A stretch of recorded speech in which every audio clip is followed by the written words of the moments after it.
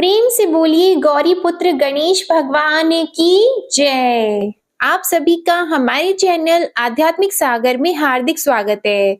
आज आप सुनेंगे बुधवार को गणेश जी की दो कथाएं। एक गांव में एक सेठ और सेठानी रहते थे। वे बहुत ही धार्मिक प्रवृत्ति के थे और वे गणेश जी के अनन्य भक्त थे। वे दोनों बिना चूके हर बुधवार को गणेश जी का व्रत रखते थे और शाम को ब्राह्मणों को भोजन कराने के बाद अपना व्रत खोलते थे। सेठ जी का काफी बड़ा परिवार था। वे सब आपस में बड़े प्यार और भाईचारे से रहते थे, लेकिन सेठानी और सेठ की कोई संतान नहीं थी। इस विषय पर परिवार और गांव के लोग आपस में बहुत बातें किया करते थे। सभी लोग सेठानी को बांझ बुलाते थे। ये सभी बातें सुनकर सेठ और सेठानी बहुत दुखी होते थे। एक बुधवार के दिन सेठ और सेठानी भगवान गणेश जी की पूजा संपन्न करा के मंदिर से बाहर आ रहे थे। तभी उन्हें सीढ़ियों पर एक छोटा सा बच्चा अकेले बैठा हुआ दिखा।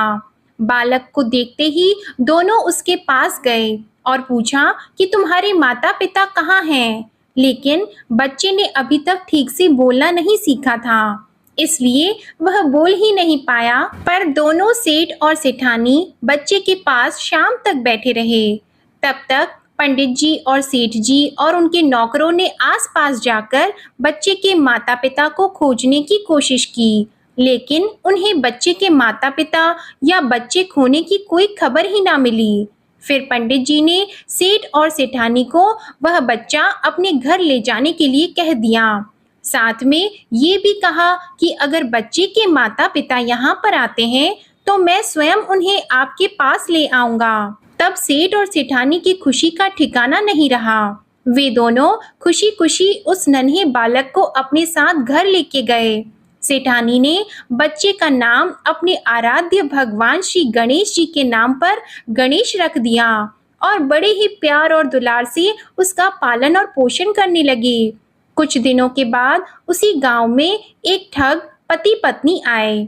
उनका इरादा गांव के सबसे अमीर आदमी को ठगने का था। वे दोनों ठग गणेश मंदिर की सीढ़ियों पर बैठकर सोच विचार कर रहे थे। तभी वहां पर पंडित जी आ गए और गांव में अनजान लोगों के दिखते ही उनसे पूछा कि क्या आपका बच्चा खो गया है? दोनों चोरी चकारी के लिए बहाना ढूंढ रहे थे, इसलिए उन दोनों ने तुरंत ही हाँ कह दिया। तब पंडित जी ने कहा कि चिंता की कोई बात नहीं है, आपका बच्चा एक सेठ जी के घर पर पल रहा है। पंडित जी उन दोनों ठग को सेठ जी के घर पर ले गए। गणेश के माता पिता आ गए हैं, यह खबर सुनकर सेठ और सेठानी बहुत दुखी हुए। सेठ जी ने उन दोनों पति और पत्नी को एक रात के लिए अपने अतिथि गृह में ठहराया। अब वह दोनों ठग सिर्फ मौके की फिराक में ही थे। उसी रात सभी लोग सो जाने के बाद वे ठग एक एक करके सभी कमरों की तलाशी करने लगे। फिर वे दोनों तिजोरी वाले कमरे में पहुंच गए। छानबीन के वक्त होने वाली छोटी मोटी आवाजों से सेठ जी का एक नौकर जग गया और आवाज की दिशा में तिजोरी वाले कमरे के नजदीक आ गया। उसने चुपके से अंदर जब झांक कर देखा तो दोनों ही मेहमान कीमती सामान चुरा रहे थे।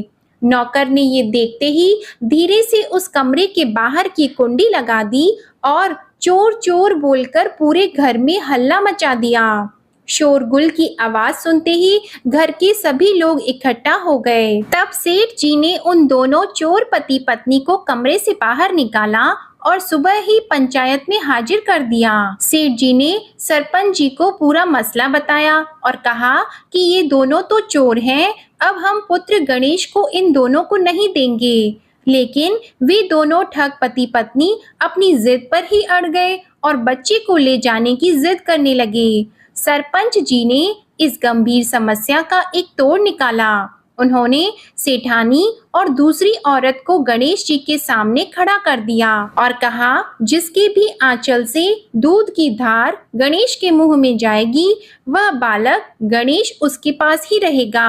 फिर वे दोनों अपने अपने आंचल मुंह के सामने फैलाकर खड़ी हो गईं। सेठानी जी मन ही मन भगवान गणेश के नाम का जप कर रही थी। देखते ही देखते गणेश भगवान की कृपा से सेठानी की आंचल से दूध की एक धार गणेश जी के मुंह में गिरी और इस तरह बालक गणेश सेठ और सेठानी के साथ हमेशा के लिए रहने लगा। बोलिए गणेश जी भगवान की जय। अब आप सुनिए भगवान गणेश की ये दूसरी कथा। बहुत समय पहले की बात है। एक दिन गणेश जी धरती पर सैर कर रहे थे। सैर करते करते वे एक अनाज के खेत में पहुंच गए और भूख लगने के कारण उन्होंने उस खेत में से अनाज के दाने तोड़कर खा लिए। वह खेत सेठ धनीराम जी का था। कुछ समय बाद गणेश जी को अपने किए पर पछतावा होने लगा, क्योंकि उन्होंने सेठ जी को बिना पूछे ही उस खेत से अनाज चुरा लिया था।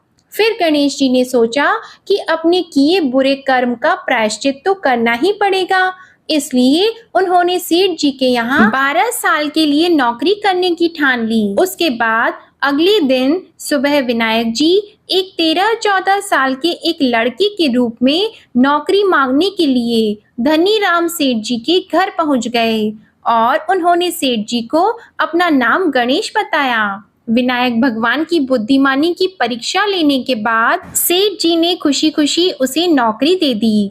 अब गणेश भगवान एक सामान्य मानव के रूप में सेठ जी के घर पर ही रहने लगे। एक दिन सेठ जी की पत्नी शाम के समय घर का काम खत्म करने के बाद राख से हाथ धोने जा रही थी। यह देखकर गणेश जी ने सेठानी जी के हाथ पकड़कर जबरदस्ती मिट्टी से हाथ धुलवा दिए। गणेश जी की इस हरकत से सेठानी जी बहुत गुस्सा हुई और उन्होंने सेठ जी के कमरे में जाकर गणेश की शिकायत कर दी। सेठानी की सब बातें सुनने के बाद सेठ धनीराम ने गणेश को बुलाया और इस हरकत का कारण पूछा।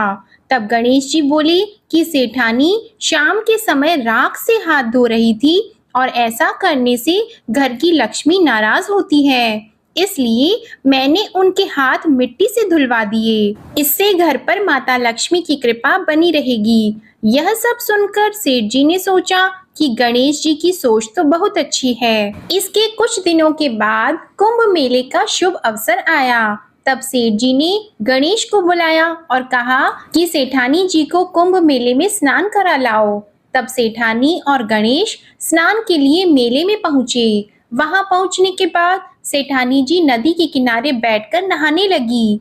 उन्हें ऐसा करते देखकर गणेश दौड़कर आए और सेठानी जी के दोनों हाथ पकड़कर उन्हें नदी के अंदर लेकर गए, उनसे पानी में डुबकी लगवाई और फिर किनारे पर ले आए। अब गणेश की इस हरकत से तो सेठानी को बहुत गुस्सा आया। सेठानी जी घर आते आते पूरे रास्ते गणेश को ताने मारने लगी, लेकिन गणेश भगवान सब कुछ शांति से सुन रहे थे। घर आते ही सेठानी ने सेठ जी के पास फिर से खड़े होकर शिकायत की। तब सेठ जी ने फिर से गणेश को बुलाया और पूछा कि तुमने ऐसा क्यों किया। गणेश जी बोले, सेठ जी सेठानी जी नदी के किनारे बैठकर गंदे पानी से नहा रही थी, तो मैंने उन्हें नदी में ले जाकर साफ पानी में डुबकी लगवाई। ऐसा करने से उन्हें अगले जन्म में बहुत बड़ा राजपाट और वैभव मिलेगा। सेठ जी ने सोचा कि गणेश के विचार तो बहुत अच्छे हैं, मेरे परिवार का भला सोचता है। कुछ दिनों के बाद सेठ जी के घर पर पूजा थी। पंडित जी आने के बाद में सेठ जी ने गणेश से कहा, जाओ और सेठानी को बुलाकर लाओ। सेठ जी के आज्ञा के अनुसार गणेश जी सेठानी को बुलाने गए। उस वक्त सेठानी काली चुन्नी ओढ़कर कमरे से बाहर आ रही थी। वह देखते ही गणेश जी वह काली चुन्नी उतारकर फाड़ दिए और कहा कि पूजा के लिए लाल रंग की चुन्नी ओढ़कर आओ। अब सेठानी जी गणेश जी पर बहुत नाराज हुई और उन पर चिल्लाने लगी। इस आवाज को सुनकर सेठ जी वहां पर भागते हुए आए और पूछा कि क्या हुआ। तब सेठानी ने बोला कि गणेश ने मेरी चुन्नी फाड़ दी। फिर सेठ जी ने भी गणेश को बहुत डांटा। जवाब में गणेश जी ने कहा कि सेठ जी पूजा में कभी भी काला वस्त्र नहीं पहनते, इससे शुभ काम सफल नहीं होते, इसलिए मैंने ऐसा किया। सेठ जी ने सोचा कि गणेश तो बहुत समझदार है। इसी तरह लीला रचाते हुए उसी घर में गणेश जी के 12 साल बीत गए। फिर एक दिन सेठ जी ने नया कारोबार शुरू करने से पहले घर में पूजा रखी थी। पूजा करते करते सेठ जी को याद आया कि पूजा की सामग्री में गणेश भगवान की मूर्ति तो है ही नहीं। तब उन्होंने अपने नौकर गणेश को पूजा घर से भगवान विनायक जी की मूर्ति लाने के लिए कहा। तब गणेश बोला कि मुझे ही मूर्ति समझकर आप पूजा में विराजमान कीजिए, आपके सारे शुभ काम सफल हो जाएंगे। इस बात को सुनकर सेठ जी को गुस्सा आया और वे बोले, गणेश, तुम अब तक सेठानी से मजाक करते थे, अब मुझसे भी करने लगे हो। तब उत्तर में गणेश जी ने मुस्कुराते हुए सेठ जी से कहा कि मैं मजाक नहीं कर रहा, मैं सत्य कह रहा हूँ। इतना कहने के बाद नौकर गणेश ने अपना असली भगवान स्वरूप धारण कर लिया। साक्षात भगवान श्री गणेश को सामने देखते ही सेठ और सेठानी उनके चरणों में लीन हो गए और उन्होंने अपनी पूजा संपन्न की। इसके बाद गणेश जी देखते ही देखते अंतर ध्यान हो गए। बाद में सेठ और सेठानी को बहुत पछतावा होने लगा कि स्वयं भगवान हमारे घर नौकरी कर रहे थे और हमने उनके साथ कितना बुरा व्यवहार किया, उनसे बहुत सारा काम कराया। ये सोच सोचकर दोनों दुखी रहने लगे। फिर उसी रात सेठ और सेठानी के सपने में भगवान गणेश प्रकट हुए और उन्हें समझाया कि मैंने 12 साल पहले तुम्हारे खेत से अनाज के दाने बिना पूछे तोड़ लिए थे और उसी कर्म का दोष दूर करने के लिए मैं 12 साल से तुम्हारे घर नौकरी किया। धनीराम सेठ जी के जीवन की काया पलट हो गई। गणेश जी जैसी माया आपने धनीराम सेठ जी पर की, वैसी ही माया इस कहानी को पढ़ने वाले, सुनने वाले और हर एक व्यक्ति पर करना। कथा अधूरी हो तो इसे पूरी करना और हमसे कोई गलती हुई हो तो उसे क्षमा करना। प्रेम से बोलिए भगवान गणेश की जय। आप सभी को हमारे चैनल पर ये कथा अच्छी लगे तो वीडियो को लाइक जरूर कीजिएगा और इसी के साथ अन्य व्रत कथाओं को भी हमारे चैनल पर जरूर सुनिएगा।